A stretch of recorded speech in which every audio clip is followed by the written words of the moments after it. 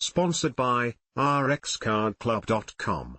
Get a free prescription drug card and save up to 85% on prescription drugs. rxcardclub.com. Tarkwa Nsuaem Mce cannot take over TnA Stadium, NSA. Myjoyonline, the National Sports Authority NSA, has insisted that the Tarkwa Nsuaem Municipal Assembly cannot take over the TnA Stadium, as the dispute over its management intensifies. The Goldfields Foundation, which invested over $16 million in the stadium's construction, handed the facility over to the NSA for upkeep in August. However, less than a month into NSA's management, the Municipal Assembly has expressed dissatisfaction with the stadium's maintenance.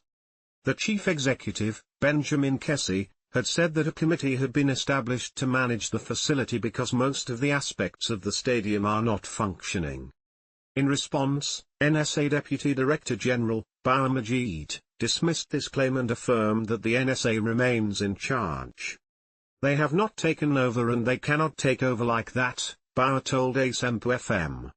We can't take possession of public property like that. The fact that the facility is in the municipality does not mean it is for the municipality alone. Their Goldfields Foundation policy, they don't provide facilities for private entities, so they had agreement with the NSA and they will hand over the facility to the NSA, but they will advise the NSA to work with the Assembly. They spoke to us and we even gave them assurance letter that it is even in our laws to work closely with the Assembly. The NSA has been under intense pressure in recent weeks due to the poor condition of national stadiums across the country. CF recently banned the Baba Yara Stadium for having an unsuitable playing field following the Black Stars' 1-0 defeat to Angola at the venue.